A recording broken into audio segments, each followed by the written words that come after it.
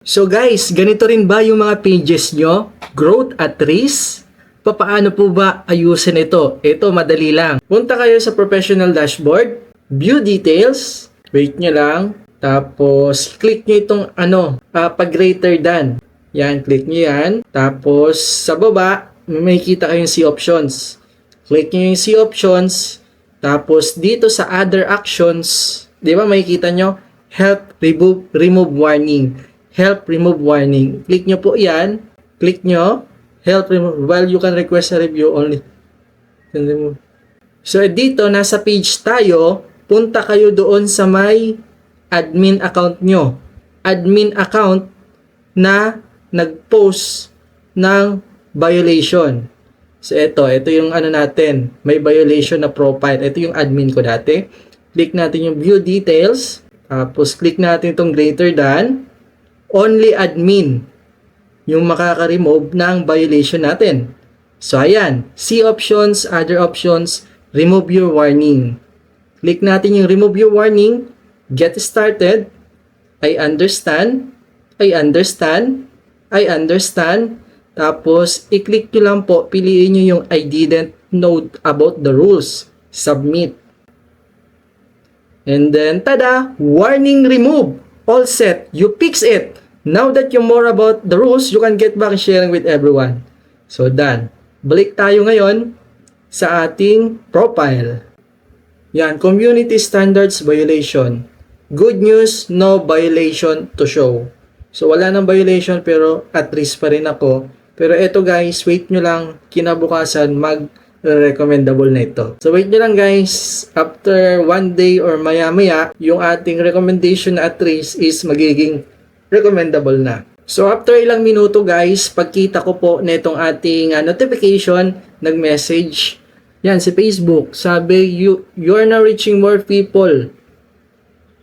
Check natin, your profile can be recommended. So yan, recommended na yung ating profile. Yan, ito yung admin doon sa page ko na nag-post ng violation, which is para maayos yung growth at risk sa page mo, ang mag-aayos nun, walang iba kundi yung admin ng page mo, which is doon ka dapat mag-appeal sa admin ng page mo na gumawa o nag-post ng violation, hindi sa page. Kasi ito yung ginawa ko, nag-report ako admin sa profile ko. Kasi ang ginagawa ko, lagi ako nagre-report sa page. Lagi ako appeal ng appeal. Every 2 days ako sa page nag-a-appeal. Sa page nag-a-appeal, nag-report a problem. Hindi naaayos. One time naisip ko, bakit hindi kaya yung profile o yung admin ng account ko na nagka-violation, na growth at risk din, ang gamitin ko pag-report. Kagabi nag-report ako and tada, nakita ko pwede na i-remove a warning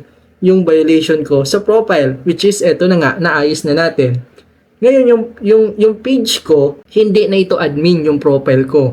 Kahit tinanggal mo na yung admin ng profile mo, is growth at risk pa rin yung page mo. Which is ngayon titingnan natin maya-maya yung page ko kung babalik pa ba sa pagiging recommendable. Dahil etong profile ko, kung makikita nyo sa tools, profile recommendable na ulit. Dati itong growth at risk. Ngayon, sana yung page ko maging recommendable na ulit.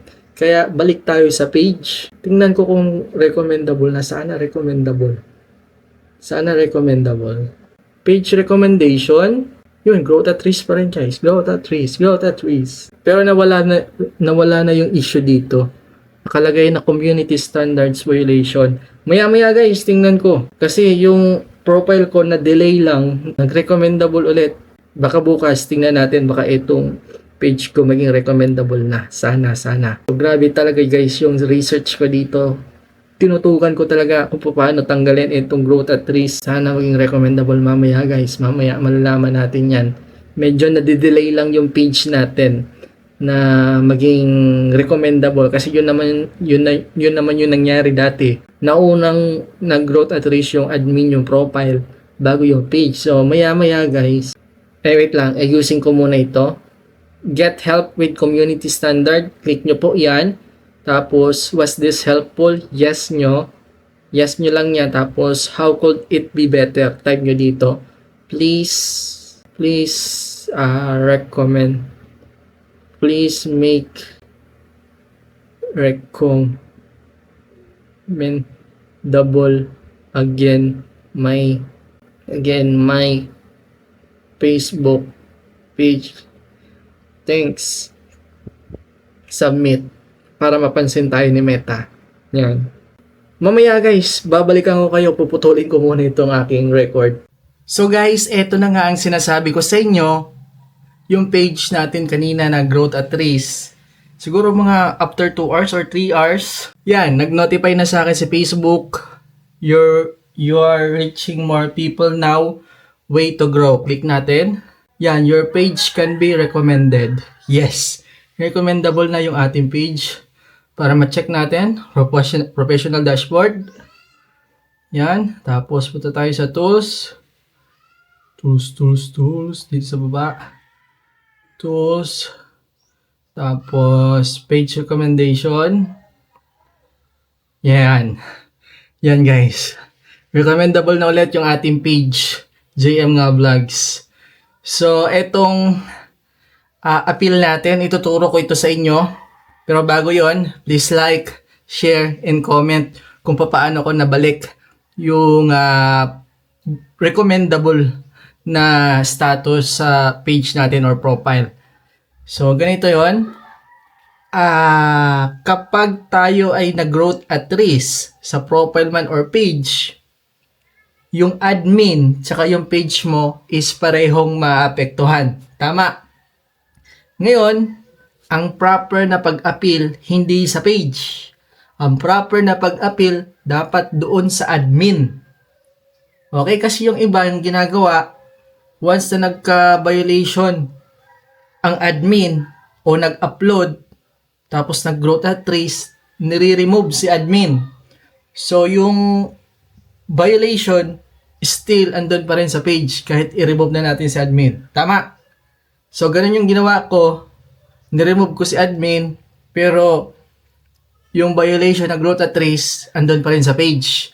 Actually, guys, 72 days. 72 days bago na remove ang warning. So, ganito ang ginawa ko.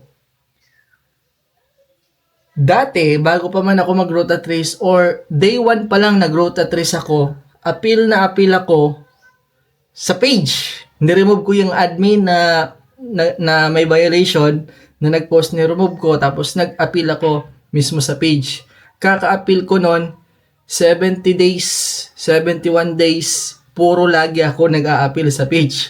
Kaya pala, hindi naayos agad yung growth at trace sa profile ko o sa page ko dahil sa page ako nag-appeal. One time, sa ika-72 days, sabi ko, try ko kaya i-appeal yung admin ko na ni-remove na nagka-violation, which is growth at trace din. In-appeal ko siya dun sa profile na admin dun sa page. Pagka-appeal ko doon, kinabukasan, pwede ko na i-remove yung warning. Galing, di ba? So, paano po ba mag-appeal? Paano po ba yung ginawa ko? So, pumunta ako sa admin ko, which is ito. Yan. Ito dati yung admin ko. Ngayon, paano yung ginawa ko? Ano yung report na ginawa ko? Punta tayo sa professional sa profile. Yan, tapos click nyo lang po yung report a problem. Tapos continue to report. Itong dalawa ang ginawa ko. Una, include. Tapos hinanap ko yung profile. Tapos take screenshot. Tinik screenshot ko si profile. Take screenshot, tapos take screenshot ulit, professional dashboard, tapos yung aking growth at risk. Dalawa lang.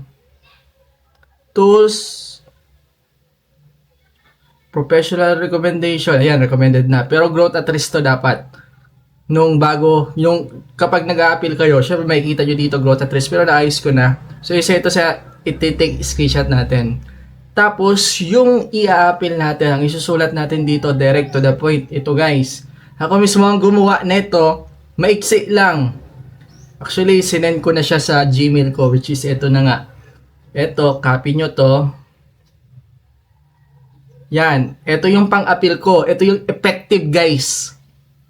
Dear Facebook support team, I understand the rule now and I assure you that this will never happen again.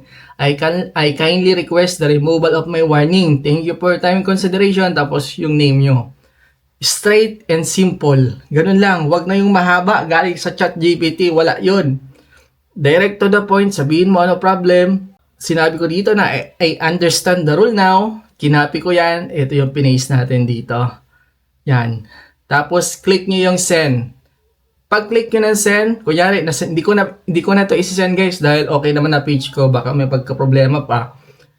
Click nyo yung send. Kunyari na send nyo na. Automatic na yon mag-send. Ngayon, dalawang appeal yung gagawin nyo.